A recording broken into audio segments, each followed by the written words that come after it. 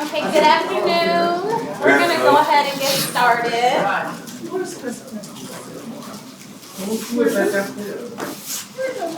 That's okay? All right. So good afternoon. We want to welcome you to the second session of the afternoon. We're going to take some time to go through some state initiatives and programs and projects that we have going at the state level. This by no means is an exhaustive list, but a couple of things that we wanted to highlight for you guys that we thought you might be interested in. So I'm going to go ahead and begin by introducing myself, and we'll just have some other introductions. You guys come on in. You guys are right on time. We were just starting with introductions.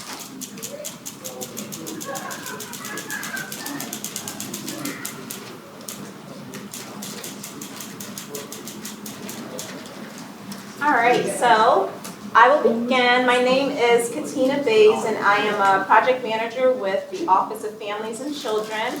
I have 15 years of child welfare experience, and I began my child welfare career at Lorraine County Children's Services.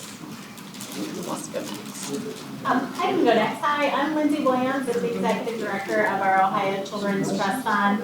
We're housed within the Ohio Department of Job and Family Services, and then we also work with a 15-member board, and we are kind of upstream prevention, so providing supports to families in their own local communities. Hi everybody, I'm Alicia Cangelosi. I'm the Executive Director of Ohio Family and Children First. And Ohio Family and Children First last year actually came over and is a part of ODJFS now. So that's why we're here today with our ODJFS counterparts. We're really excited to talk to you, and I'll get a little bit more into my background when we get to our part of the presentation. I'm going to turn it over to literally the lifeblood of our office. Colleen keeps us all together and doing well, so I'm going to turn it over to her now. Good afternoon, everyone. My name is Colleen Tucker. As Alicia said, I am the project manager with Ohio Family and Children First. Prior to July of 21, yeah, we're in 22. I was actually with the Office of Families and Children, so these are my old friends. We go way back, so thank you so much for having me. And I'm Veronica Burrows. I'm the project manager for the Ohio Kinship and Adoption Navigator Program. And I'm also at the Office of Family and Children, and I actually just came to ODJFS in 2019, specifically for Ohio Can. I've been with the state though for about 7 years. Thank you. So we also want to just get a feel for. Can I ask, just to make a comment? If you guys would project, because what we have is wrestling band and potato chips. They're making it hard to hear. Could you hear me? I did. Because I'm usually always loud. I heard you. Oh, right. You're gonna maybe wish that hadn't happened by the end. No. Okay, just tell us to speak up for sure. Yes. All right. So we'll definitely keep that down. Thank you. So we want to get a feel for who is in the room. So by a show of hands, do we have anyone who is from a children's services agency? Private agency? There's so much gossip we can do now. How about foster parents, adoptive parents, kinship caregivers? All right, who did I potentially miss? Crystal and me. The old ones.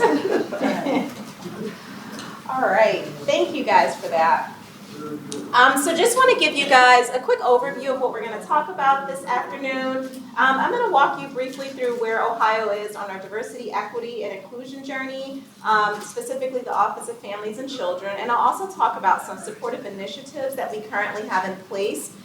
We'll then hear from our Ohio Family and Children First team. We'll then hear from the Ohio Trust Fund. And then we'll wrap up the afternoon with Veronica, who's going to talk to us a little bit about Ohio Can as well as PAC. So I always like to begin this discussion by talking about how the diversity, equity, inclusion work that we are doing in the Office of Families and Children is truly a journey. This is work that we know is going to take time. This is certainly going to be a marathon and not a sprint. And so as we walk along this journey, again, we understand that change will not take place overnight, but change is something that we are committed to in this area. As we walk through, we will see some of the statistics that talk about the disproportionality and disparities that we're seeing in the children's services system, which again is an area of focus for us at this time. So I'll start by talking about Ohio's foundational work. So when Governor DeWine took office in 2019, he created the Children's Services Transformation Team. That transformation team also had an advisory council. What they did is they went out and they did a great deal of listening sessions throughout the state of Ohio. They also collected data, and they were tasked with really looking at the children's services continuum. So from that front door, when a phone call is made to the agency, all the way to the back door when we see children leaving the system. What is happening? What are areas that we could focus on to really improve practice? There were 37 recommendations that came from that work that the advisory council worked on. One of those recommendations was the need to address the inequalities that we saw in the children's services system for families of color. When this came out, there was also the drive by Governor DeWine, where he issued a directive that basically said we needed to do something in this area. You guys will also see here that there's a quote where he's quoted as saying, "It is wrong that Black and multiracial children are disproportionately represented in the children's services system. We need better solutions to this problem, and where better to start than with the young people, biological parents, and others who have experienced the system firsthand." You guys will see as we continue along this journey and I continue to talk about some of the work that we are doing, we are very, very cognizant of making sure that we involve those who have the lived experiences. So where did we begin? So ODJFS contracted with Shy by Design and the Columbus Foundation to really begin some of that initial work, to really gain a better idea of what the data was telling us. And this work also included interviews with individuals who had lived experiences. So this was youth who had been in the system, families, and caseworkers as well. Then they had some data that they analyzed. I do have to point out that this data is from 2018, but this is the data that they used, so I wanted to make sure that I shared that data. While we won't go over this in depth, we can see that if we look at that last column and look at Ohio's general population, when we have those that identify as white, we have 75% at this time of the Ohio general population, yet 51% of the foster care population. For those that identify as African American, 14% of the Ohio population, yet 36% of the overall foster care population. And then finally, those identify as more than one race, it was 4% overall population, yet 8% of the foster care population. While these numbers are not surprising, we've known that we've had this issue of disparity in the system for a very long time. I can't emphasize enough how our intent to do something about it is here now. The other thing is that this research at the initial phase had some key findings. This is not an exhaustive list, but just a couple that I do want to point out to you guys. There was a lack of valuing Black voices and experience. Some of the participants noted that they had raised concerns that they felt like there was nothing done. Foster parents also being ill-equipped. Foster parents did not feel equipped to raise children in multiracial settings, and there were even some instances where youth noted that they experienced racism in the homes in which they were living. And then finally, there were gaps identified in support. Foster youth noted that as they journeyed on to adulthood, they felt ill-equipped for adulthood, and foster parents also noted that there needed to be more available resources. So for those of you that are sitting in here as foster parents, some of this may resonate with you, with the youth that you've had in your home. So where are we now? So as I noted, this journey continues. At this point, we are continuing to partner with Shy by Design. At this phase in the project, they are focused on interviewing youth who have been part of the system. We really sort of started in, what happens at the point of entry. Now the level of focus is once we have Black and brown youth in the system, what's creating these disproportionate, these disparate outcomes that we are seeing.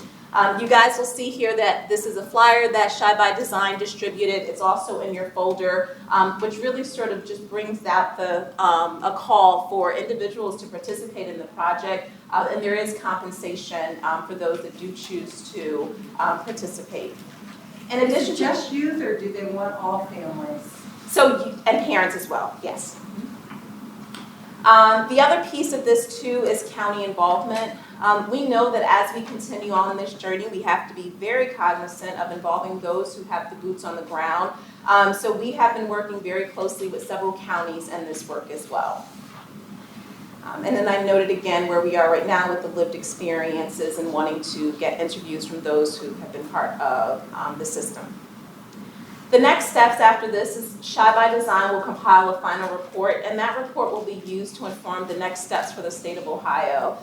We understand that this is, again, just a piece of the journey. When we talk about diversity, equity, and inclusion, it's more than just race, but this is where we're starting right now. I do want to also point out that while we are having this focus on external work, we're also doing some internal work as well. We're looking at our own hiring practices. We're looking at our own workforce to see if it's representative of the population that we are serving. So I do want to point out that there's both this internal and external work that's going on at the same time. The next area that I go into are the children's services supports that we have. So the first one that I'm going to highlight is the Children's Services Hubs. We talked in the beginning about the work of the Children's Services Advisory Council and those 37 recommendations. Another recommendation that they had was really the need to create additional supports for our children's services agencies. We know that they are dealing with issues of being, understaffed and overworked. And so really the thought was, what is it that we could potentially put into place that would support them? When we really started to think about sort of what this idea would look like, we looked to the Child Care Resource and Referral Network. So these are agencies that already exist throughout the state of Ohio who had already been doing a lot in the child care early education space. So they already had connections in the community, but it was primarily with that early childhood child care center population. So the decision was made to use these existing entities and just add on a component of their work, which would be the Children's Services Hubs. Our vision for the Children's Services Hubs is one that's growing. We are in our first year right now, but the easiest way, I know we have maximized training and coaching and collaboration that aligns with needs, is really to support our children's services and the way that the state has identified they need the most support at that time. The idea behind using this different infrastructure was we didn't want to put anything additional on an already taxed children's services system. So these are, again, just actually extra supports. Our current focus is the Adoption and Resource Home Recruitment Program. This program involves not only the Children's Services Hubs, but it also involves additional partners as well. The idea behind this is we know we don't have enough foster homes, adoptive homes, and kinship homes. And so there's going to be a statewide marketing campaign that's really sort of intended to drive up the interest in adoption, foster care, as well as kinship care. The firm that we are working with, who's doing a lot of the marketing, they're doing a great deal of research in what works in the different areas. So as we talked about initially when I talked about those 12 service delivery areas, they may find from the research that in one service delivery area, perhaps, advertising on television is lucrative. Maybe in another service delivery area, it's going to be billboards that's going to work. But they're going to look very specifically into what works in specific regions, and that's how the marketing is going to be targeted. As they are doing some of this research, it includes listening sessions as well. So individuals who have been part of the system, as well as those who are currently working in the system, are also having input.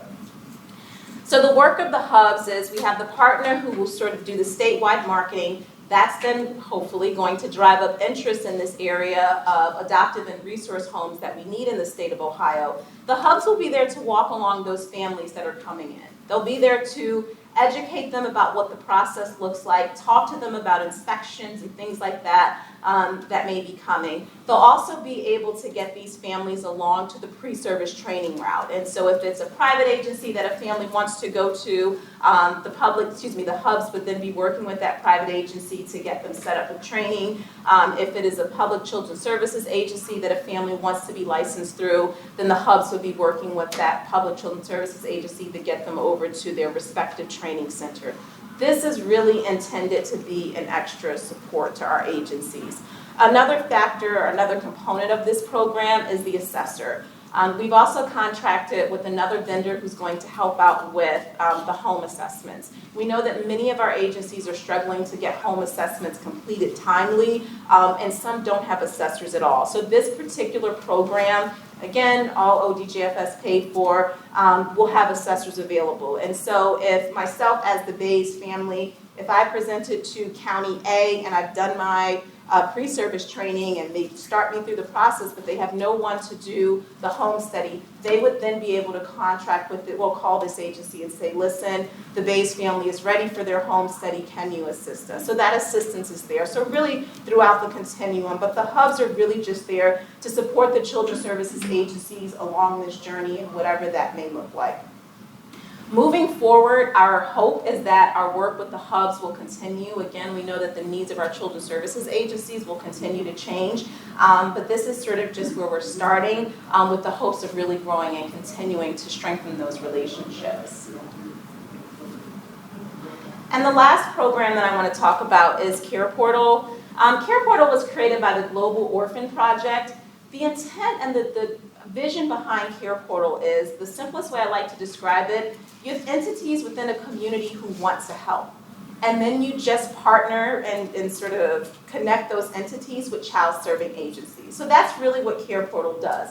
A lot of the helping entities that they partner with are churches, but they are not, that's not all who they partner with, but primarily they're going to be churches. So again, just churches and counties who have said we have a desire to help, we have the ability to help, and they are then connected with children's services or child serving agencies who are able to help, who have families who are in need.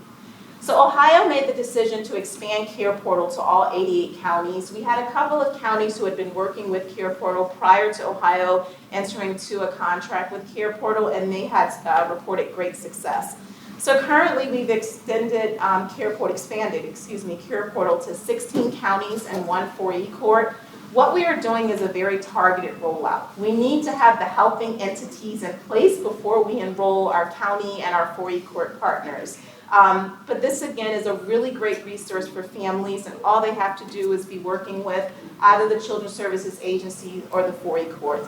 Care Portal is able to help out with things such as beds, appliances in the home, maybe it's a utility payment, maybe it's a rent payment, really sort of anything that a family may need, they are able to assist. It's a very simple process where the caseworker at an agency will enter the need for that family, and then all of the helping entities that are in that specific county will be able to see them, and then one of them can just select the decision to assist that family.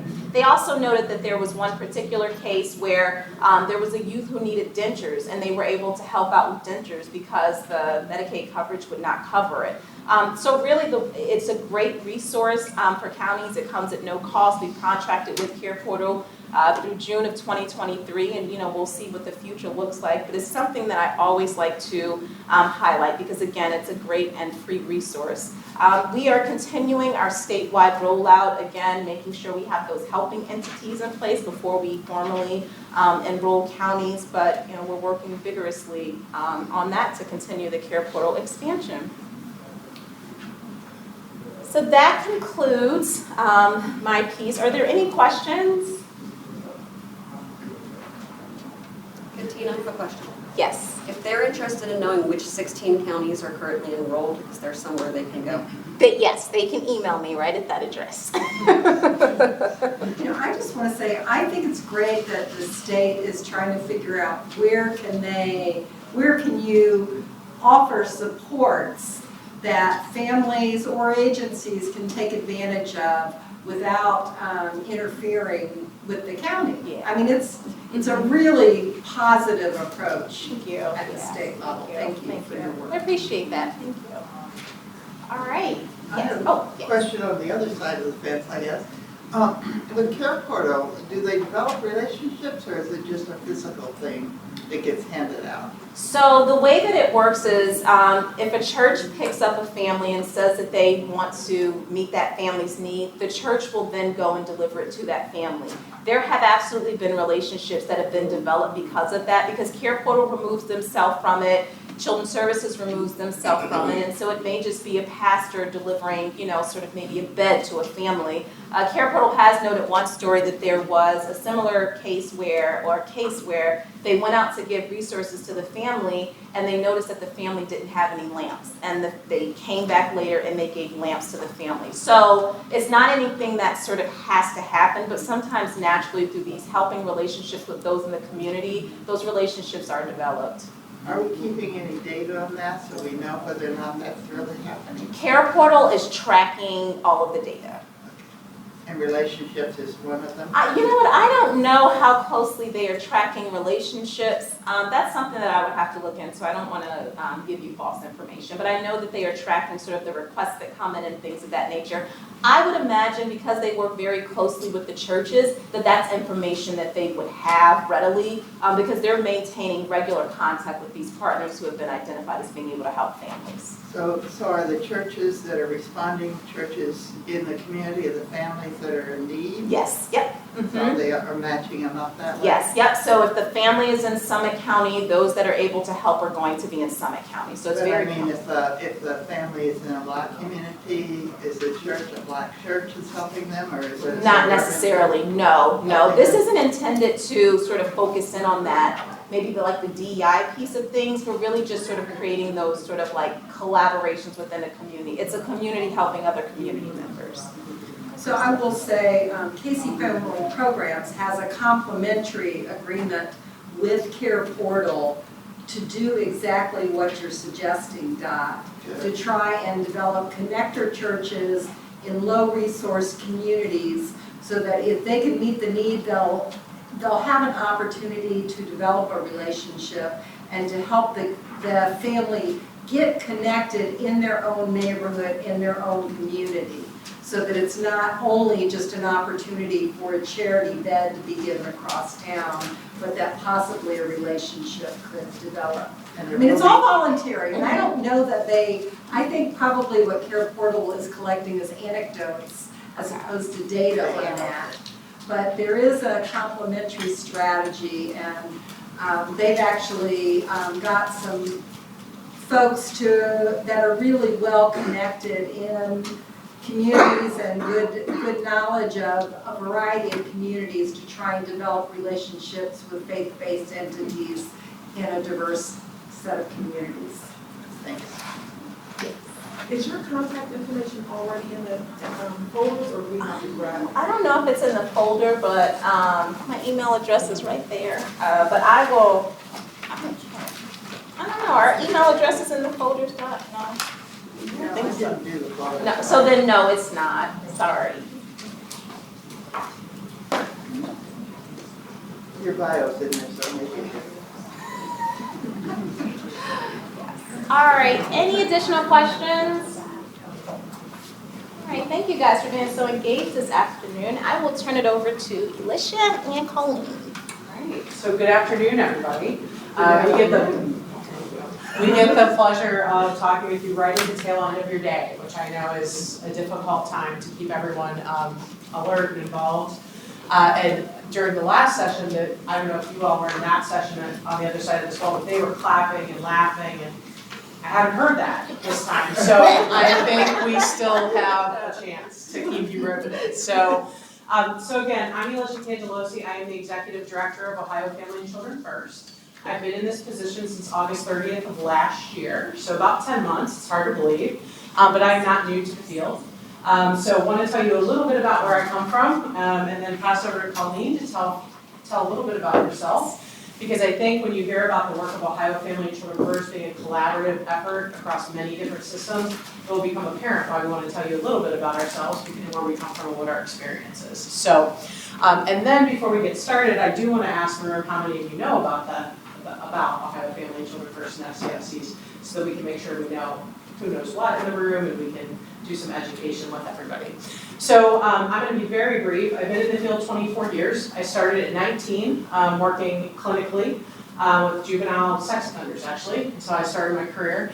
And so I'm a clinician. I'm an LASW, as you can see there. I'm trained clinically. Did that for many years. And then about 15 years in, I worked in aging. I did that. About 15 years in, government called.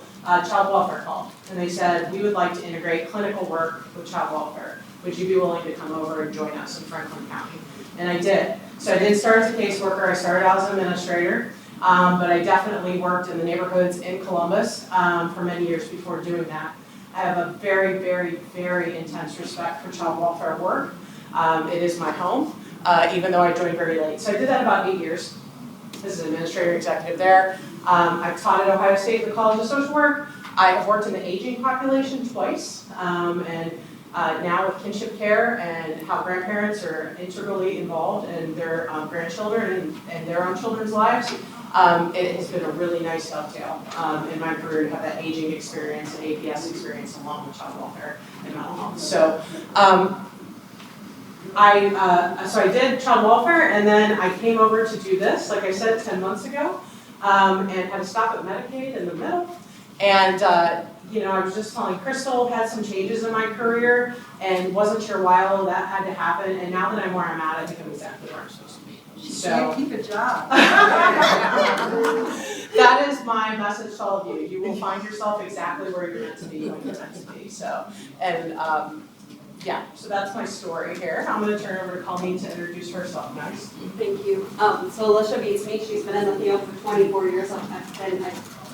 Next July will be 20 years. So I'll be really quick. But so I actually started my career in inpatient alcohol and drug addiction for women. And I actually worked at a site where women came and they stayed, and they were provided treatment and services supports. And at that time, I was finishing my undergrad and said, and many of the women that I was working with were either coming out of Marysville or had were involved in children's services. And I said, I'm never going to work for children's services. And then what did I do? I went and worked for children's services. I actually went, I don't know if you guys are familiar with Butler County down in southwest Ohio, but I was a caseworker there for about 5 years. And so got to work with families and children, and my specialty at the time was working with families where there was the parents had addiction to substances, because of course that was where my background was, as well as working with transition age youth. I loved older teenagers.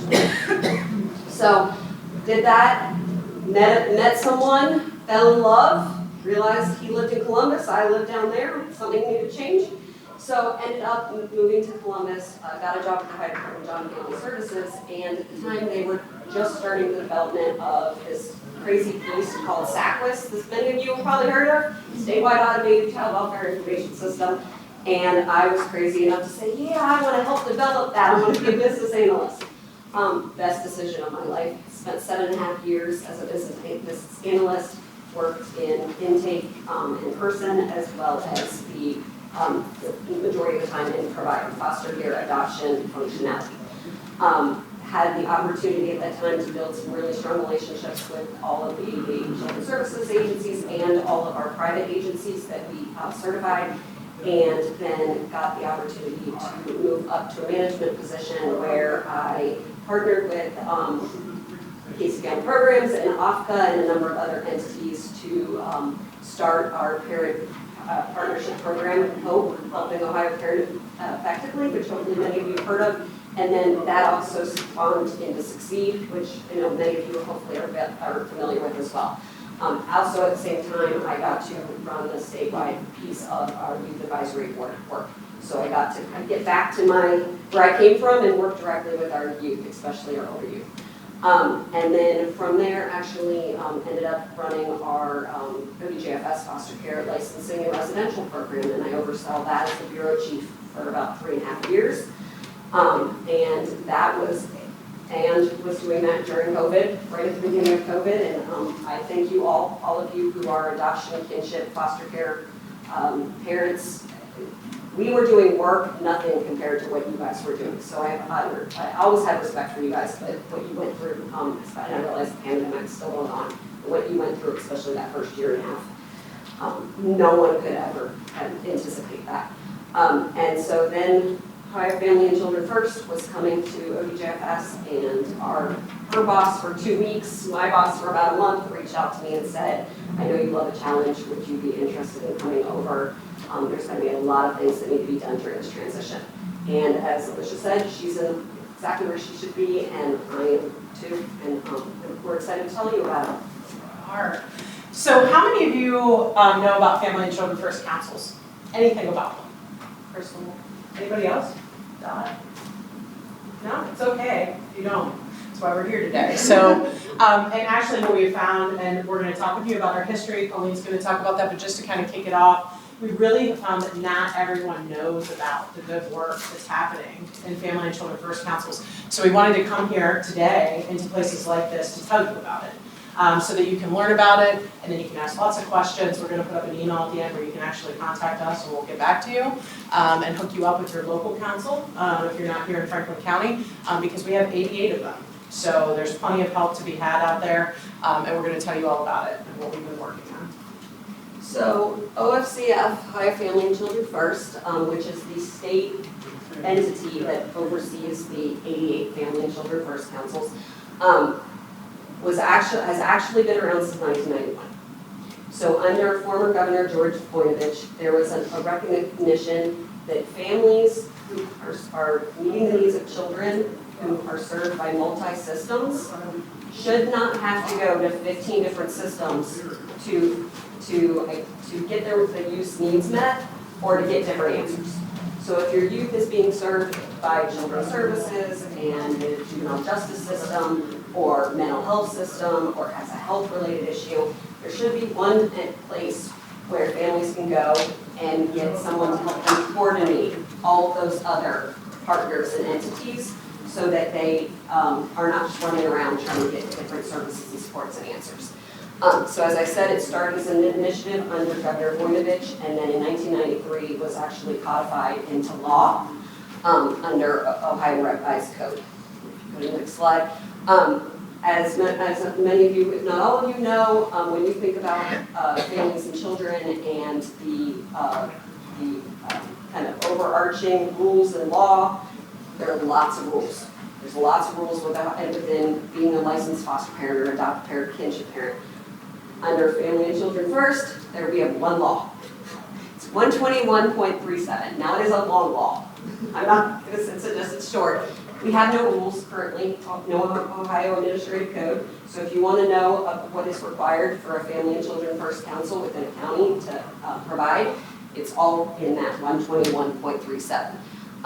And including that is the purpose of Family and Children First Councils, which are to help families seeking government services by streamlining and coordinating existing services for families seeking assistance for their children. So all that to say, let's streamline the process so you can go to the council, and then the council's responsibility is to coordinate all those services to meet that youth's needs.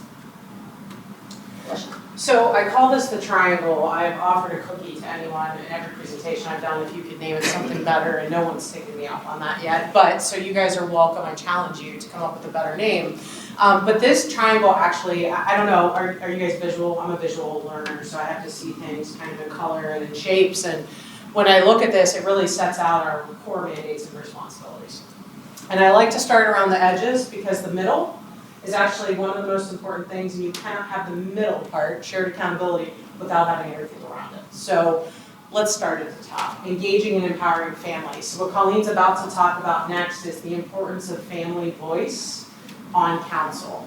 So not only are they, as having family on council mandatory for our local councils, we also want family voice and engagement on child level concerns as well. So that child and family team should be the one actually running that meeting. It is the job of the professionals to support them in that effort. So how do our councils engage and empower families? That's number one. Let's go to coordinating systems and services. It's a lot of what Colleen just talked about. So one thing I didn't tell you is I've been a care coordinator in my career as well, service coordinator. I had 170 cases. I don't know if you've heard of BHJJ, the Behavioral Health Juvenile Justice Project. I was the first service coordinator in Franklin County. And my job, they all had clinicians, they had DOTD workers, they had education, special ed teachers.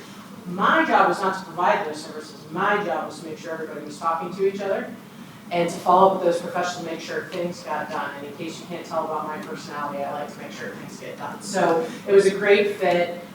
We kept 99% of our kids out of DYS, which is a great great outcome. We did it through service coordination, so I obviously believe in it. Also, when I worked in aging, I supervised service coordinators across the country, about 4,000 of them in aging and elderly adult housing for housing and urban development.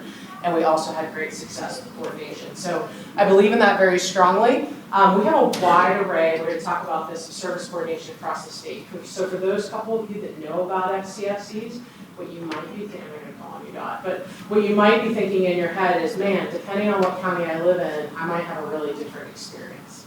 So some of our councils are doing better than others. There's a lot of work we need to do in standardization and consistency. So I always like to put that out there and own that right off the bat. We know there's areas of improvement. We're working on that, and I'll tell you how. So then you get to community capacity. I think this is one that is top of mind right now for all of us when we think about the workforce crisis that we have going on. But if you all sitting here, and I saw you all raise your hands for like the roles you play in children and families' lives and in your own families' lives, but do we have enough services in every zip code or the right kind of services in every zip code for families right now, in your opinion? You see people shaking their head. So some places might have a lot. Some places have a lot of one thing and not others. Like I've been to counties where they're like, I cannot get intensive home base for my child or my grandchild. I cannot access it. We don't have it here. That's a problem. We need to do better at that. So this council can serve as a think tank of sorts. To come together with all the players and to talk about, so I was just at one the other day, they said, we're seeing an influx of 0 to 3-year-olds, I call them littles, 0 to 3-year-olds who are fighting, kicking, scratching, angry. These are kids that were born during the pandemic. Their parents were struggling, now they're struggling. Trauma, passing that trauma experience on, right? So they were talking about they just don't have enough clinicians for 0 to 3-year-olds that specialize. So we need them to start to talk about, if you had a magic wand, if you had the funding, if you had the resources, what could you do with it? So that is that capacity piece. And then shared accountability is the crux of everything we do in the middle, and that is that this is a council. So if you notice, I never said a person. I said this is a group of people, professionals, parents, and children, coming to the table together to come up with solutions for kids and families. That's what this should be, it's shared accountability. But if you don't have those other things, you will not have shared accountability. And we will get into that more in a little bit here as well. Next slide. Let's call it again. So as I mentioned, OFCF is the statewide kind of council.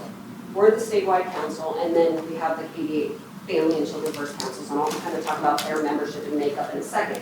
But if we're going to expect at the local level that these councils and these representatives come together to meet the needs of families and children, we should be doing the same thing at the state.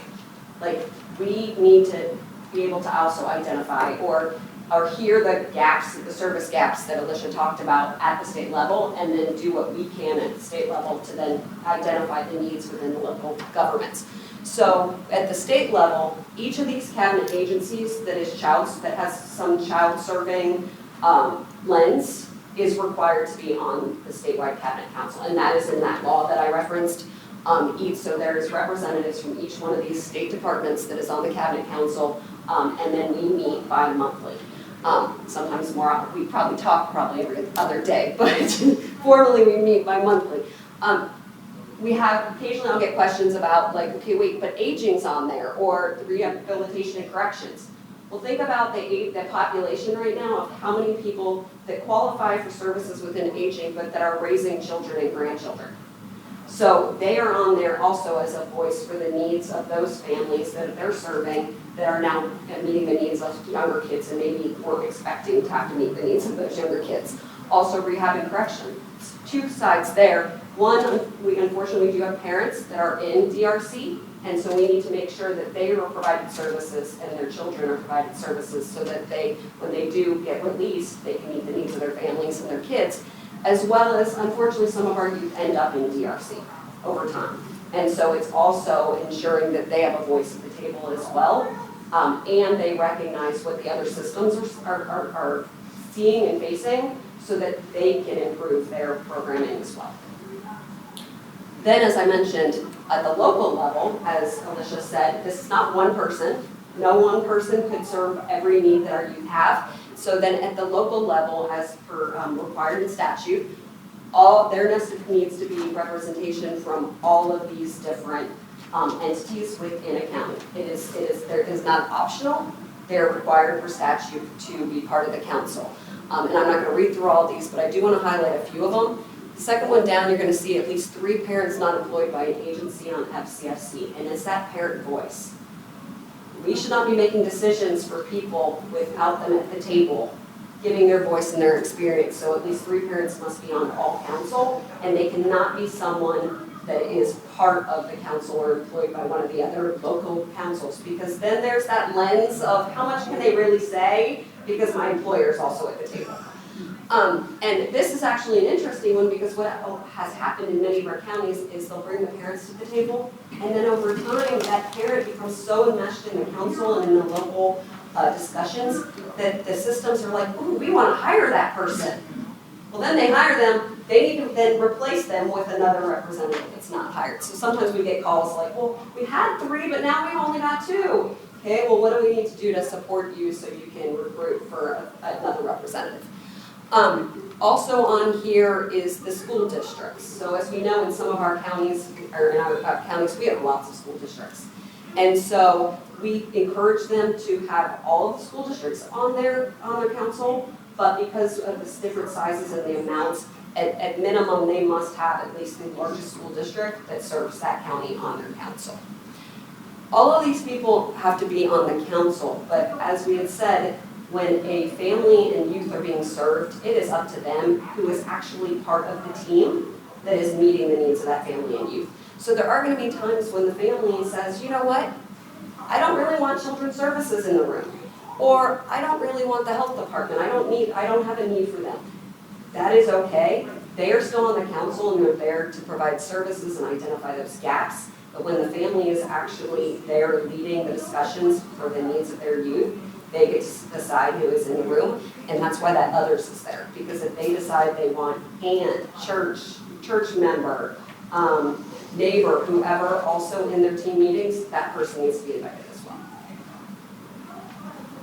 Okay, go to the next one. All right, so that's a little bit about what we do, but now I want to kind of tell you the story of what we're working on. So as you heard, Colleen and I have been a part of this team for 9 to 10 months roughly.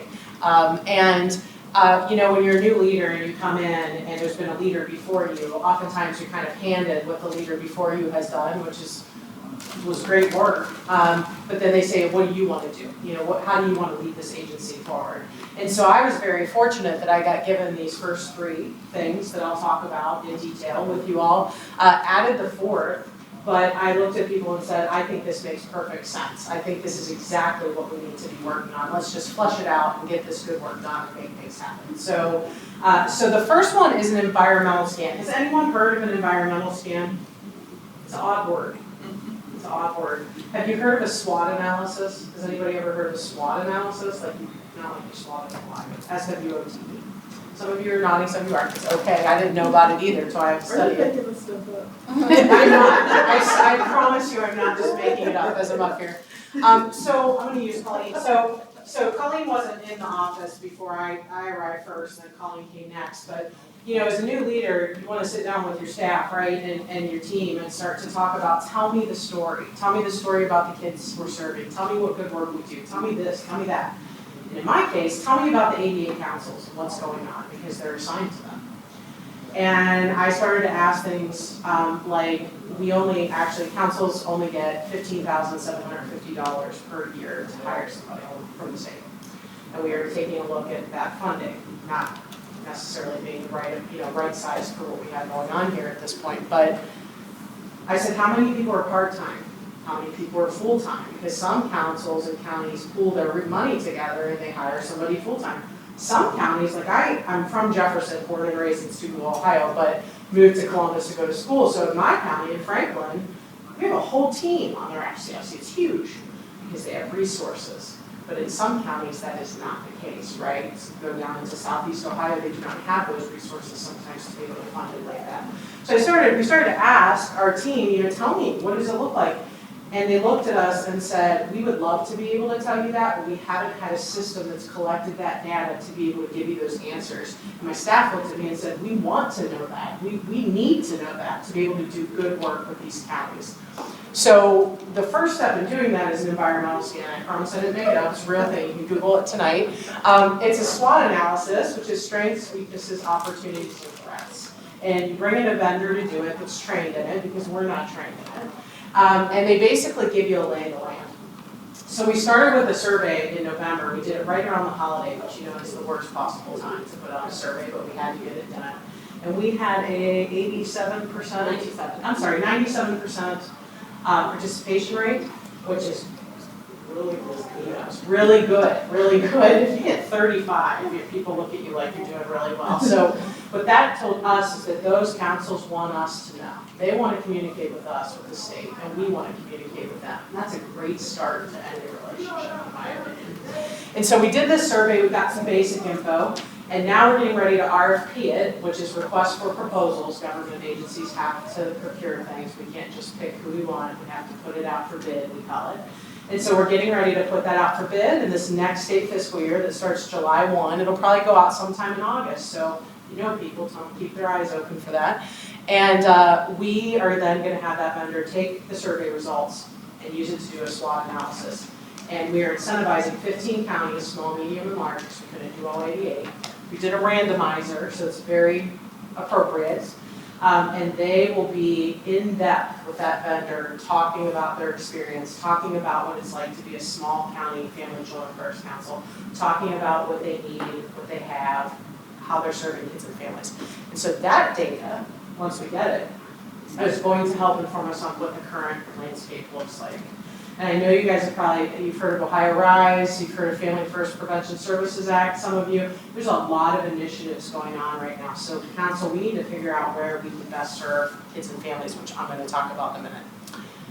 The second piece of that, Colleen got to be here for this session, but in the last session I told everybody that I told her she had to stay back at the office because today coincided, we had a data system, like I was telling you, for years, and we started to ask the counties, what do you think?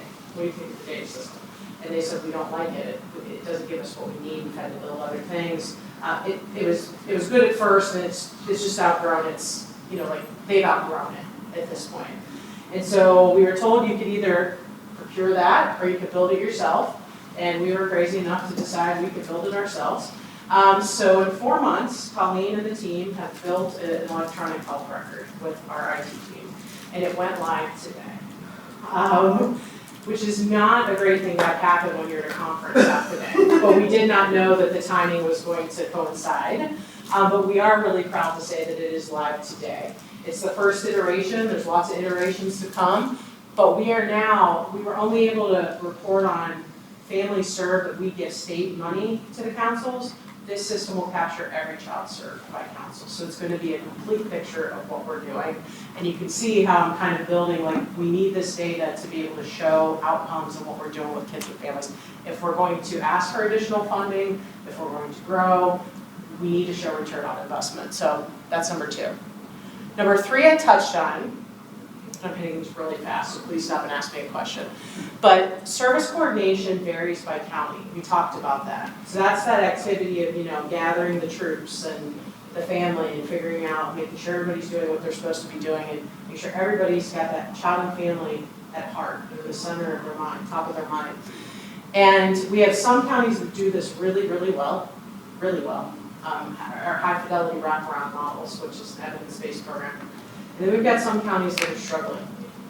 And I don't think that's really any different than child welfare, DD, education. There's some really stellar sections and some people who need some remedial work. And so we said, you know what, no judgment. How many of you need some help? And so people started to stand up and say, I could use some additional training. We don't have an onboarding manual. We don't have standardized forms. Can you help us with that? And we said, yes, we can do those things. So we're calling again, and the staff have been working really hard on doing all that, and it's going to bring some consistency to service coordination across the state. So that electronic record we're building, we're built standardized forms, like standardized intake form, going to go into the electronic health record. Every county has the same form. every county can ask the same questions and then build it out from there, so you can kind of see where that's going. And the last one's my favorite. I mean, they're all my favorite. I love data, but relationships, I added, and Colleen touched on it. I mean, a lot of your parents in the room, when you've sat in your child's meetings, don't tell me who it is, but I'm sure you can think back over the course of your child's life. For professionals in the room, I can think back either my loved one, like my lived experience with someone my loved ones that have some mental health or some other issues, as well as in my professional life. And I know who wasn't at the table. There's always people that don't come. You know who they are, okay? But instead of coming at it from a negative perspective, how do we re-engage those parties that are never at the table, who we need them to be at the table, okay? So whether that's child welfare, or whether that's education, whether that, and I'm not picking on anybody because we all have been there, it's across the board. So like Colleen said, we said we're going to start to re-engage and I say re-energize those relationships at the state level. Lindsay and I talk, OFC, we talk all the time. Medicaid, I'm on the phone with them at least once a day. I feel like aging, and the list goes on. And if we're going to do that, then I need them doing that at the local level. If you have a partner that is never coming to the table for kids and families, who are they and how do you re-engage with them? So that is the fourth component of our core area of focus for this biennium that we're in. I know not everybody follows the state fiscal year, so our state fiscal year is ending in a few days, and July 1 we go into state fiscal year 23. That gets confusing sometimes for folks. So we still have a whole other year left to work on all this stuff, which is awesome. Next slide. So just kind of give you an idea of our vision for 23, because as Alicia said, and I'm scarily reminded by the minute that we only have 2 weeks left in this fiscal year. Someone reminded me that today, and I'm like, there's a lot to do in 2 weeks. But she kind of spoke to many of these things, but where is our vision for 23? It's really taking this foundation that we've been trying to lay for the last 10 months and grow with that, enhance that, identify where there's still some gaps, gaps and needs, and then address those so that we can then have the data we're going to have, the environmental scan results, to then create a long-term strategic plan for 24, 25, and ongoing. I'm sure a few of you will, my brain, the way it works is I lay out strategic. I have timelines, she knows, for the next 4 years. And so whenever we're having a conversation and it's like, we talk about something, well, we can't do this because all these things are done. I'm like, well, don't worry, I'll go pull up the timeline for 3 years from now, and we'll make sure that we don't forget about that, because when we start working on that. She really does that. I really do. I really do. So where our vision is, as she said, renewed energy and our foundational principles. One of the things with the forms that she was talking about, many of our councils are doing great work. But when we came on board, one of the things that we heard is, if you go to one county, you get asked these questions, it's these specific forms, it's these specific relationships, and then our families sometimes are transient. They then go to another county, and it's completely different forms, completely different questions. The IT system we had, as she said, had great possibilities, but one of the things it didn't have is a family was not a family was not a family. So if they were served in one county, they went to another county, it was a brand new open case, and it's like they didn't even exist in the previous county. There was no transition. With our new system, if our families move, the information's in there, and we shouldn't be repeating and asking the same questions or treating them like, oh, you're just brand new to family and children first and service coordination. So that's one of the things that we're going to be able to do going forward. Also, we're going to continue to enhance those relationships. And in case you haven't noticed, we're both pretty persistent people, so we're going to just keep calling until they answer the phone. And then we're going to continue to move towards that consistency. We can't do it in one day, so we're identifying the things that we can work on.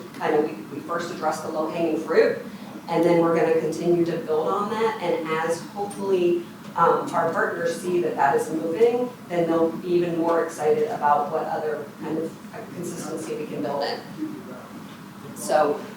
I have one more thing to add, and she doesn't even know this, but can you hold it, or you want to make it? Okay, all right. I won't forget. So I didn't bring this slide, it's data. but I'm gonna act it out for you, so just, and I'm gonna be on video with my back to the camera, but, so imagine I have a data slide up here right now, and I call 0 to 5's littles, that's just what I call them. But you know, you got your 0, your newborn, up to 5, and then up here you've got like 12-year-old to like young adult, down here, okay? And when we're looking at the data we do have, and this is national data as well, so not Casey Family, but when I was in child welfare, Annie Casey came and consulted for us. And what we learned through the national data as well is we've gotten better, it's not great, folks, but we've gotten better at serving the 0 to 3-ish littles, okay? We have Help Me Grow, we've got early intervention, we got some stuff down there, okay? Not enough, but we've got some. And then we got all this crisis stuff up here, right? Because once a kid's 12 and they're 6'2", or they're having these intense behavioral issues and other issues, we have stuff up here, very expensive services, okay? My vision is when you look at the data, it's like families disappear from 5 to 10 or 11 years old, but they haven't disappeared. They're there. I see people nod, it's true, they're there, and we kind of lose them in that middle space. And I'm not advocating that we're intrusive in family, that we're intrusive, because I do think we can be intrusive in systems and intervening in families' lives. We need to be careful of people's rights, but why are we waiting until they hit 12 again to re-intervene? Because once we wait till they're 12 or 11, okay, we see the same data in child welfare with it's like family placement, family placement, family placement, and then the lines cross at 11 years old. It goes congregate care, residential, DYS, all this stuff, and foster care and kinship and family goes down. Like those lines start to cross. And so I believe that the magic is somewhere in that, if you can't do the 0 to 5, but we have people doing that, the magic is between 5 and 11, that preteen world. If we can net those kids there, they never become child welfare kids. They never become Ohio Rise kids. They never become DYS kids. And so one of the things on the last slide was a bullet that said, thank you, Katina, was navigating our place in the continuum. So councils are very worried, or they were very worried, I think some of them still are, that Ohio Rise is going to take a lot of their multi-system youth away. And Ohio Rise is going to take some of their youth away. There are so many kids. There are 2.5 million kids in the state of Ohio in the last census, over 2.5 million. Ohio Rise is going to take 50 to 60,000 of them and serve them. Thankfully, out of that 2.5 million, there's a lot of kids and families that are thriving. But I promise you, there's more than 50 to 60,000 that need our help. I would bet my house and my life on it. So, how do councils get at that upstream movement? That's where the secret is. And a dollar spent upstream goes about 10 times as far as a dollar spent when they're 17 years old. And we also show better outcomes when they're younger, once they're so deep in. They've got so many people on their team, they're so entrenched in the system that we cannot successfully get them out. And that breaks my heart. So how do we intervene sooner and in the right way and not duplicative? Yes, ma'am. I have 2 questions for you. Sure. The first one is, because I've never heard of Ohio Family and Children First. Okay. So my first question for you is, what sort of social media presence do you have for foster families? So I talked about this in the last session. So when I took this job, our website is very antiquated. I'll start there. So we're getting ready to go on the governor and lieutenant governor's IOP platform, they call it, Innovate Ohio platform. So that's going to open up a whole new world for us in the electronic space. So we're working on that. I don't know of any social media presence that we don't have it as a state yet, but in the local, because remember there's 88 then local councils. Some of them do have a presence because I've been on their sites, I've been on their website. They also have an association, the OFCFCA is called, Association of Councils. They also have some presence, but I think these are opportunities for us to really connect with people. Well, here's my second question, because it leads from that. So how I get a lot of my information that helps me is Facebook groups for foster parents. Sure.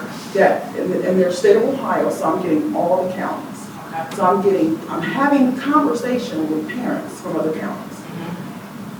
So, for example, one of the issues that came up was a parent from another county commented and said, can you believe that they're not going to do, she's mentioned her county, I can't remember what it was. Can you remember that they're not going to do, once this date is over with, they're no longer going to offer child care reimbursement? And so I chimed in from Franklin County, like, what? Right, Who's getting child care reimbursement? right. Our county I've never seen child care reimbursement. So, and then other counties are like, what? Right, We get a certain percentage. And then you got people coming in like, what? right. You guys, because they turned ours off. And we never had turned them. So the reason why I bring that to your attention is because I don't know, like I know you mentioned like a state type website. But a lot of foster parents, we use social media because we're looking at work parents. Right. We're looking at our kids, we're looking at what they're doing, we're looking at our kids' friends. We're on social media because that helps us do our job.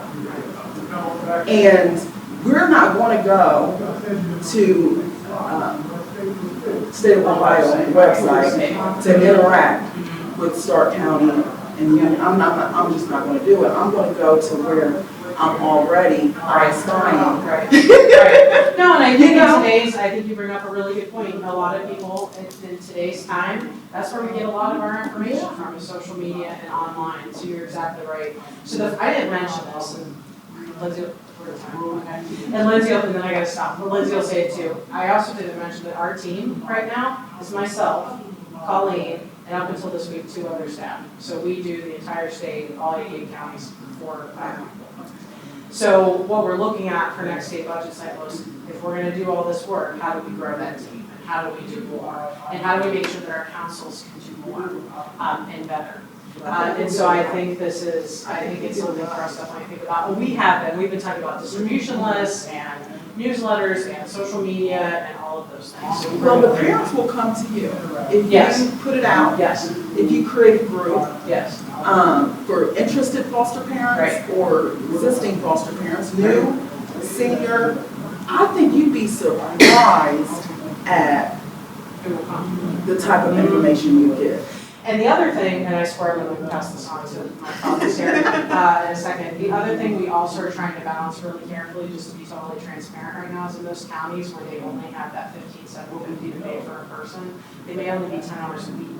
And so if we open the floodgates and and 10 families come and need help, we don't have the capacity to help all 10 of those families currently.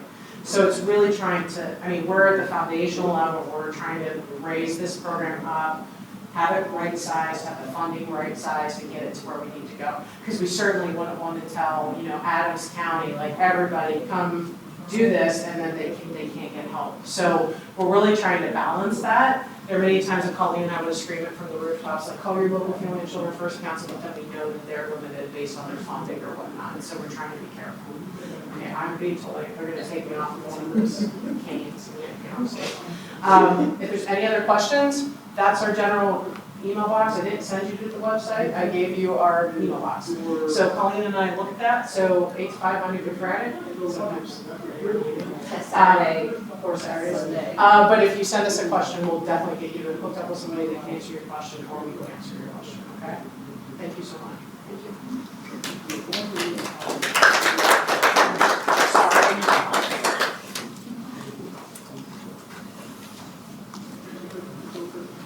Hi, everybody. So my name's Lindsay Williams. I'm the Executive Director of our Ohio Children's Trust Fund. I can go to the next slide if you'd like. I'll tell you a little bit about what it is. In the last session, I went rogue a little bit. We dived a little bit deeper into some things. I pulled up some other slide decks for the sake of time for this section, or this session.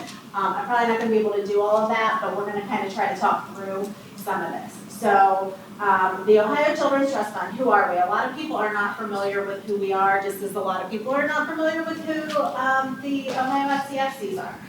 But we are a quasi-governmental agency. We're housed within the Ohio Department of Job and Family Services, Office of Families and Children, but we duly report to a 15-member board. So on our board, we have 4 members of the state legislature. We have 3 department directors for JFS, Health, Mental Health and Addiction Services, and then 8 public members appointed by the Governor's Office of Boards and Commissions.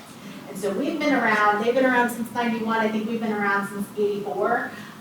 Most states do have a children's trust. In Ohio, we get most of our funding through state dedicated public funds. So when you go and purchase a birth certificate or a death certificate, divorce, dissolution decrees, we get like $1 or just a small percentage from that, and that's how we're funded. We currently don't receive any general revenue fund. We receive some federal funding as well. All of our work is around what is called primary and secondary child abuse and neglect prevention. So visualize with me, big continuum of care. Over here you have out-of-home placement, foster care, adoption. Here you have kind of that entry into children's services, a vision like a big line here. This is where that call happens. Children's services, intervention is over here. We are over here. So we are in the communities. We are addressing primary, so universal prevention, services that are available to everybody, every parent, regardless of, where you live in Ohio, regardless of, race, ethnicity, income, all families, right? And then secondary prevention, which would be families that maybe have some more risk factors for abuse and neglect. Maybe there's been some generational abuse and neglect. Maybe there's some substance abuse or mental health problems, those kind of services. And so we have been having a lot of conversations at the state level over the last 2 to 3 years about systems change, right? And I'm sure you guys have been involved in some of that. So with, Family First Prevention Services Act, and how do we do a better job of going upstream into the communities, working with families, supporting families before they get to a crisis point that they need to be involved, with children's services. Maybe before how many of you are kinship parents, that you have a member of your family that you're caring for? Okay, so, how do you help families before they get to that point that you have to take, before that child has to go and live with a kinship family? And so there's certain things, when you think about kind of the families that we work with and kind of some of the challenges and the traumas that families go through that tend to be common in family. So kind of in lieu of an exercise I did with the last group, just shout out for me, what are some of those things that we see when we think about the families that we work with? Don't be shy. What are some of the challenges? Medium child care. Child care, okay? Needing food. Food, yep. Rent. Rent, yep. What else? They might need parenting classes. Parenting classes, yep. What else? Furniture. I'm sorry, say again? Furniture. Furniture, yep. So what I'm hearing from a lot of you are concrete support. So that's something that we talk about a lot in the prevention side of the continuum. There's actually a lot of emerging research on this. I was just in Chicago with our federal partners earlier this week, and we heard from some research folks at Chapin Hall that were talking about this notion of economic and concrete support. So those are your tangible items. So that's your furniture, that's your housing, that's your child care, that's your, it might be like right now, formula. We're having trouble getting formula, right? So your formula, your diapers, your wipes, your beds, maybe rent assistance with your car. And there's a lot of research now that's saying you spend that money up front, just like Alicia was saying earlier, you spend that money up front, you're saving all this money downstream by providing those supports for families up front. But and concrete supports is one of 5 of what we call protective factors. So you said parenting, so that's another protective factor, is knowledge of parenting and child development. So it's not just kind of having the strategies to be a good parent, but it's also like, remembering, like, there's not a manual, right? You come home with this newborn baby, nobody's, taught you how to take care of it. So there's certain things about children as they go through different stages in development that the more you know as a parent or as a caregiver, that you're able to apply that. And things are changing all the time. There's new information that we're getting all the time. Now we put babies, to sleep on their back, right? So 50 years ago, they put babies to sleep on their tummies. And so you're learning new things and you're making better choices as you do that, so you have to kind of keep updated on that. So that's the second protective factor. The third protective factor that we like to talk about in the prevention space is called social connections. So who, like you were talking about Facebook groups, I have people I can talk to, right? So as parents, we need people we can talk to. We need those friends, those resources, those people in our community. It might be our families, it might be our neighbors, because it really does, it takes everybody to raise a family. And when I think about social connections, I always think about, if I was a single mother and I had, I was working and I had a job I had to get to because I had to pay the bills, and I had little kids, and it's in the middle of the winter, and there's a snow day, and my car breaks down. Who's gonna watch my kids? How am I gonna get to work? So who am I calling to get that help, right? Those are my social connections. So that's the third protective factor. The fourth protective factor is social emotional competency in youth. So, thinking about like, how are we teaching our kids to engage with and interact with other folks? How do they know how to, kind of grow up to be able to make those connections, to be, a member of society. So we talked about, fifth one, very important, parental resiliency. That's the one I was missing. And that's the ability to bounce back. So you guys all know, I'm sure, as you're going about caring for, the children in your lives, like, it's tough. We're stressed. We've got stuff going on. We're just coming out of a pandemic, right? And so if you have some of those resources, you have some of those supports, you have the people in your life, you know where to go to get access to resources, you can navigate some of that stuff, you can bounce back from that adversity. If you don't have that, you're going to be struggling more. So what we try to do at the Trust Fund is go upstream, have programs, we connect with families sooner, we work through a regional model, we have 8 prevention regions in Ohio, and we fund services through them, and it's a lot of parenting, it's a lot of mentoring programs, it's a lot of just community-based services where we can say, how can we engage families in a non-stigmatizing way upstream so that we can hopefully help them and decrease those protective factors before a crisis occurs, which would result in involvement, child welfare involvement, housing placement, and all of those kinds of things. So that's just a little bit about us and what we do. We are doing lots of different programs across the state right now, and there's a couple I'm going to highlight for you all, and that's where we're going to go next. So earlier, Katina was talking about kind of this diversity equity piece, right? So I'm just going to say this, like, this is an issue that it needs to change. It needs to be something that we are not just talking about, right? And so there's lots of ways that you can look at this. You can look at systemic racism and how this system over time has traumatized families and further marginalized families. And we are at a point that we're being enlightened, we're ready to shift it, we're ready to make the change, right? But how do we do that? And so when you talk about the disparities and the disproportionality of Black and brown children in our child welfare system, that starts at the point of screening. We're getting more calls, we're screening in more calls.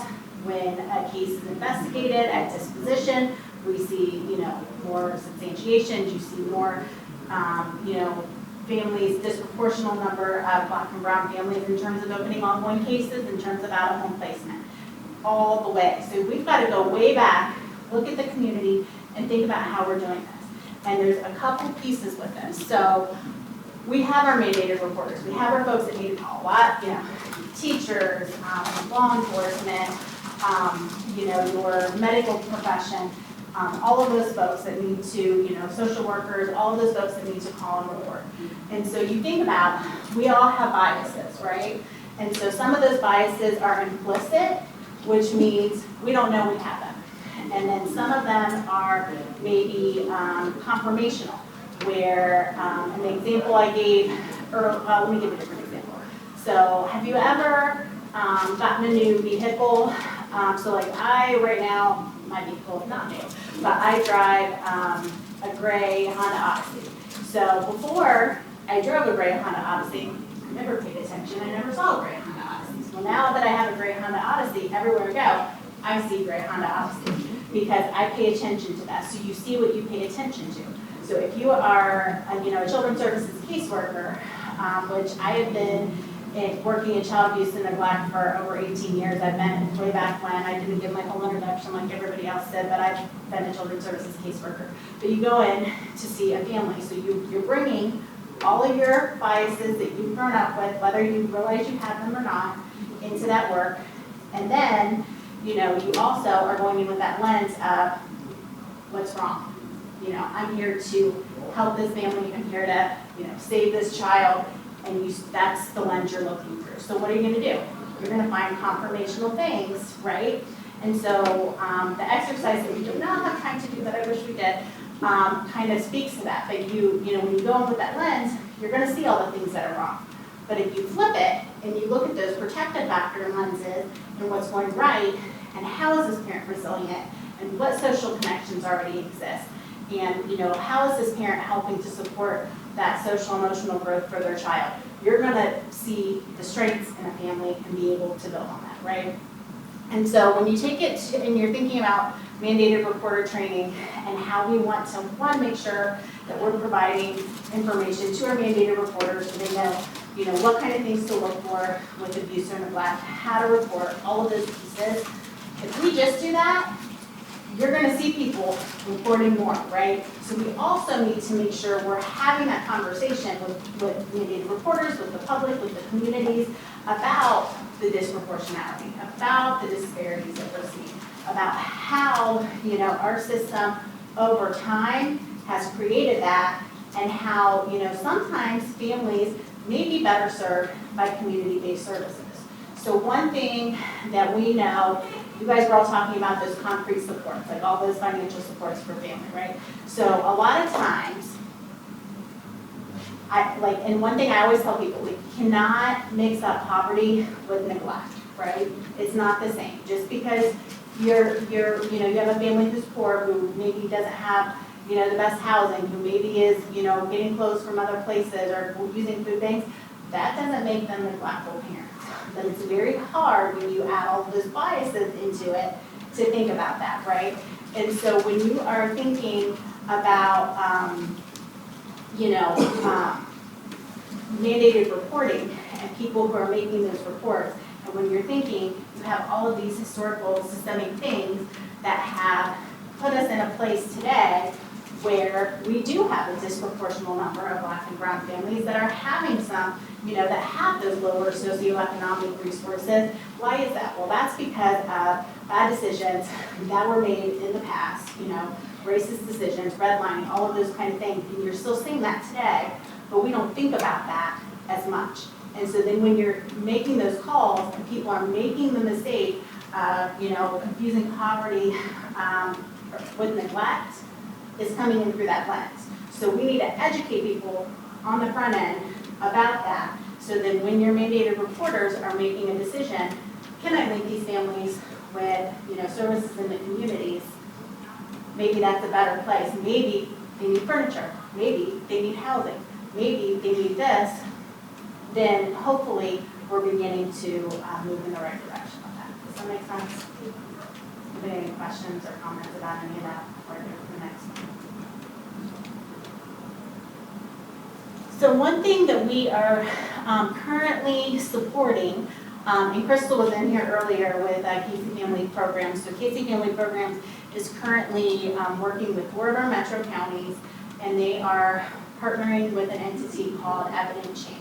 And what Evident Change is doing is they're coming in, helping communities to develop what is called a community response guide, which is essentially a structured decision-making tool to help mandated reporters determine, and it's not going to do it for them. Like, what we don't want to see is, we don't want to say, if abuse or neglect is occurring, if you're truly concerned, don't report it, go here instead. Like, that's not what we're saying. Like, if you're concerned and you're really concerned, you make the call. So I'm not trying to say that narrative. But in a situation where you may know a family's kind of struggling, and no matter where you're at in Ohio, you know how to make referrals to children's services. You don't always know how to reach out to an FCFC. You don't always know how to reach out to a parenting class or something that's funded by the trust fund in your community where you can get those supports. But what we're trying to do is build capacity in that area, make those services more known and more available so that, there's that option. And so it's not always kind of that knee-jerk reaction to make referral to children's services. Because what we know is even if you have an investigation and it's unsubstantiated, as soon as that is screened in, and as soon as somebody comes to that family store, you are changing their life forever, right? Even if it's nothing, even if it's close, like you're causing undue trauma for that family. So we're trying to get to the point that we're thinking about that in a different way, and this is a project that is going to help us to get there. Any questions about that? Okay, so this is kind of switching gears from kind of that DE&I lens. So we're, the trust fund is kind of working on leading some of the systems change work, looking at partners across the state and how can we do better to provide those community-based services up front.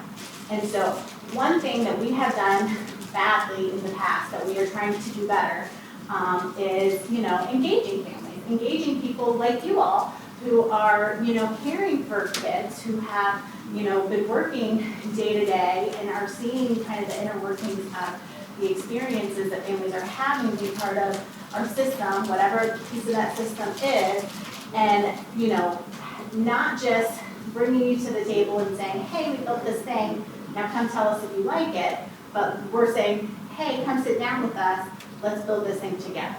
And so we have different pockets, of families that we work with. Like we work with you all, we're part of the Family Care Association. We work with Hope Parents, Succeed Parents, Ohio Youth Advisory Board. What we're trying to do here, and we have different parents that we work with at the trust fund, kind of on the prevention side. But what we're trying to do here is bring together a larger collaborative group and really try to empower that group then to be able to provide feedback to our kind of cross-system leaders as to let us know as we're trying to figure out how can we do things better in the communities up front before the crisis occurs. So I would highly encourage you, I think you guys all have a flyer in your folder too.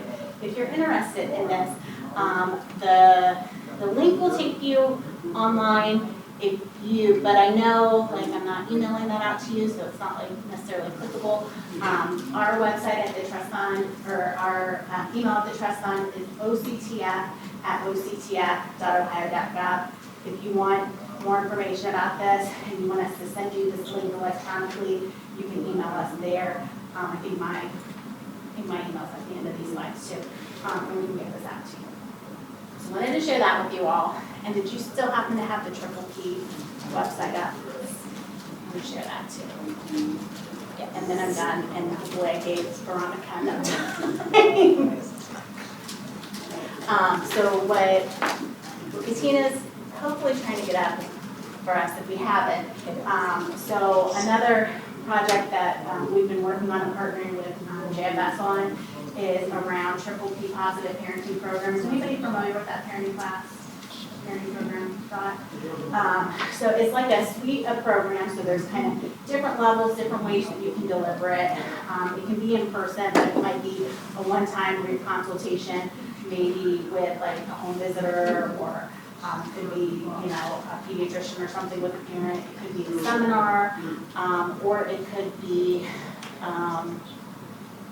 be like a parenting series.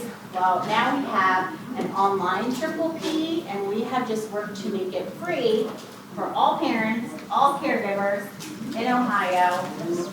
And it's both in English and Spanish, and there's a 0 to 12, and then there's a teen module, and it just takes you through some of kind of the common things that we see as parents and caregivers.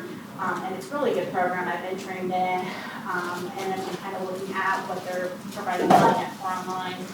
I don't know why it's not showing this to you. So if you live in Ohio and you just go online and you Google Triple P, this should be the first website that pops up. So under that topics tab is a bunch of parenting topics, a bunch of articles, a bunch of blog articles on there. But if you want to do the free course, you can see the free course button right there. So share this with your friends. Share this on those Facebook website or Facebook pages, because this is completely free to all parents and caregivers in Ohio. That's it. All right. Thank you. Okay, she's gonna be reopening at the PowerPoint, and I just wanna let you know also, so I am here to talk about the Ohio Kinship and Adoption Navigator Program. And if there's any information that you need that we don't get to talk about today, there are brochures and pens out on one of the tables out there. So please feel free to grab some information, and hopefully if you have any other questions, I'm actually giving you the phone number to our navigators because they're gonna answer your questions a lot better than I'm gonna answer your questions. So you can feel free to reach out and get information from them as well. And since we're limited on time, I'm just gonna keep talking while she's trying to pull everything up. So hopefully you've heard about Ohio Kinship and Adoption Navigator Program. We are still a young program. We actually just got started about 2 years ago. We haven't even hit our 2-year anniversary yet. We were formally released on August of 2020.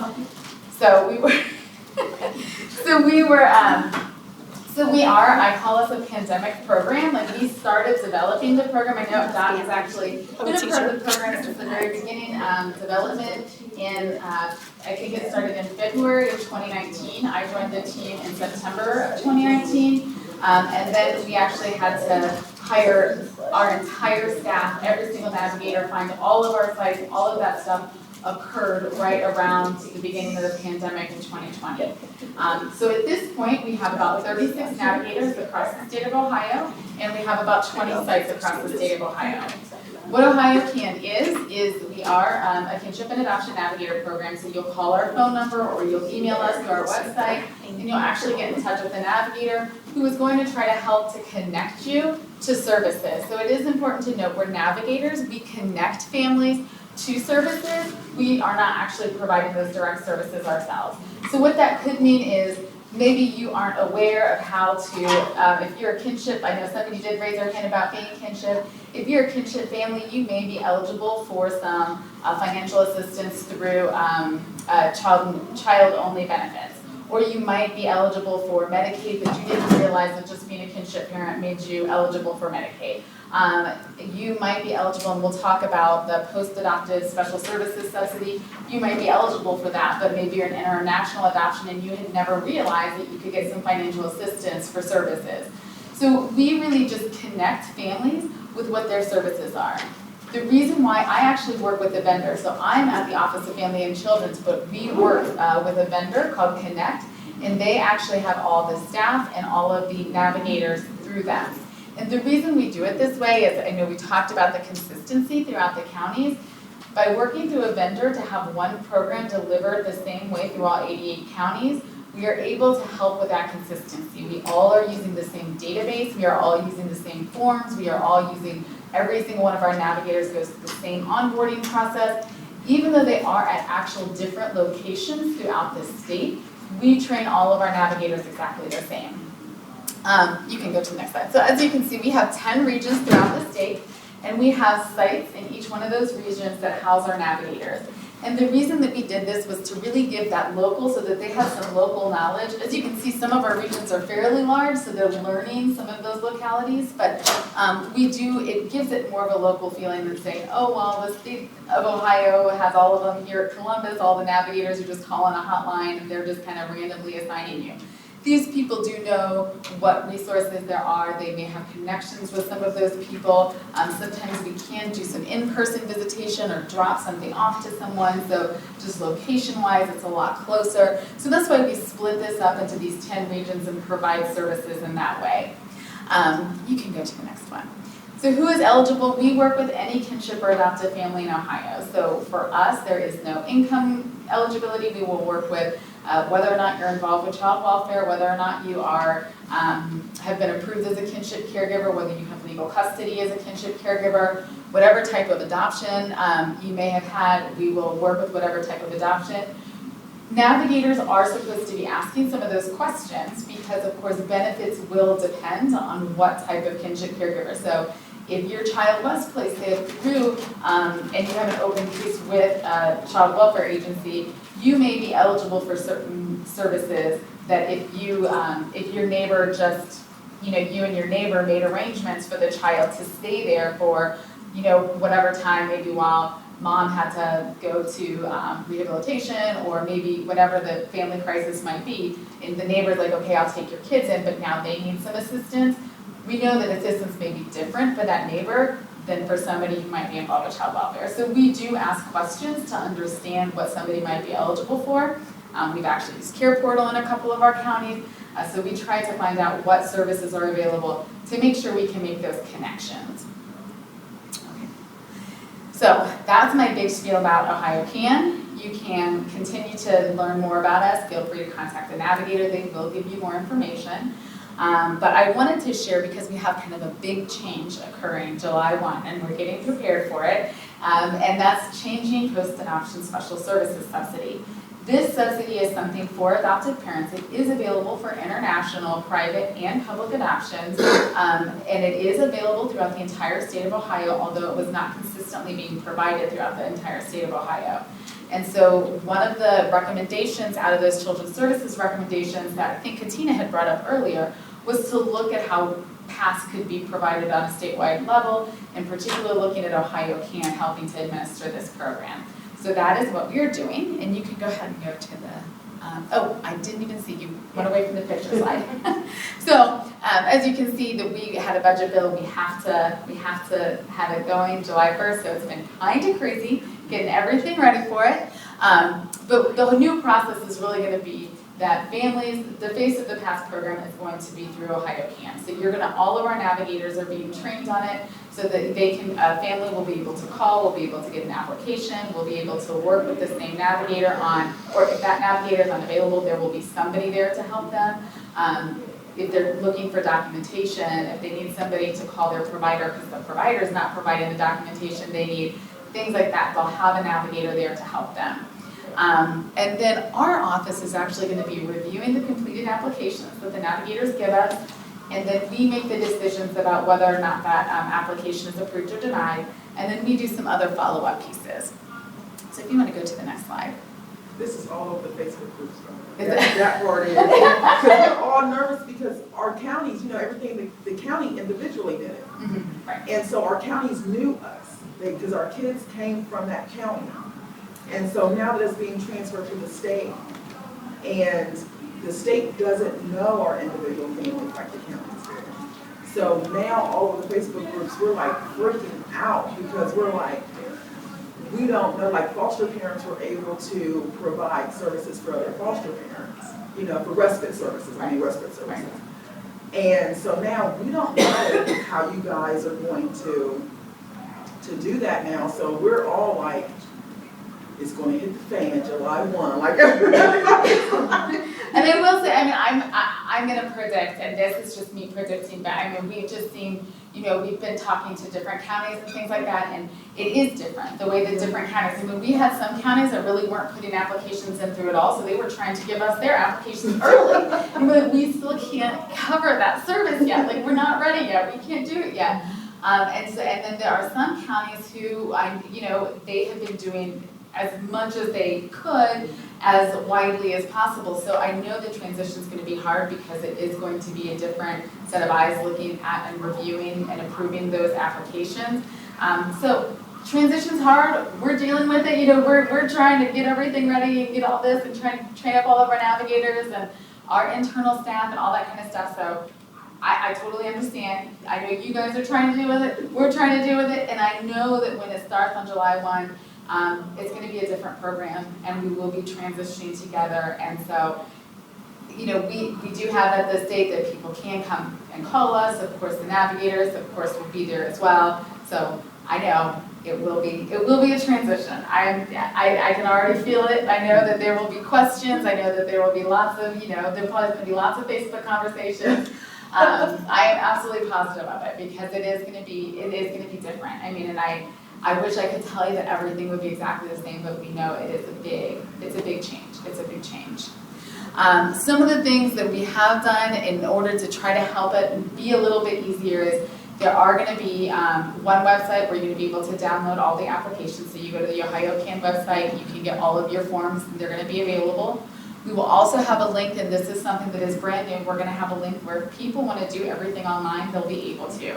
So just like you would fill out an application online for a loan or for a credit card or something like that, you're still gonna have to upload some documents that you would typically fill out, but you will be able to do all of it online. And just, we decided to do that because people are getting much more familiar with doing things online rather than like writing things out by paper and sending them in. So that's gonna be a new opportunity. And then of course for families who want to just have a navigator mail them a packet, or they just have questions about the process, even before the application is in, they can just contact Ohio Can and they can talk to a navigator and they can get everything that way. So yes, you will not be calling your local county agency, although some families are still calling their local county agency and sending us the applications. We have seen that happen as well. So some counties are really still trying to work with their families to get the applications to us. So I know it'll be different in different places. And I have 1 minute. So we'll go to the next. I'm not going to go over all of this. I already kind of discussed this, this is what the navigator's role is. We will also be the face to, like, if somebody's requesting residential and we know that it's going to be running out, and we've just told navigators already, if a family is requesting residential, you need to call your Family and Children's First Council and try to connect them with that Family and Children's First Council, because task is $15,000, but you know, the rates are not, that's not going to go long enough for the child to stay probably as long as their treatment plan is asking them to. So we are trying to be proactive. We will be referring to Ohio Rise. So there's a lot of changes coming July 1, not just PASS. So we're all going to be learning Ohio Rise together, and like what children will Ohio Rise pick up respite for, so we're all going to be learning together in this new environment.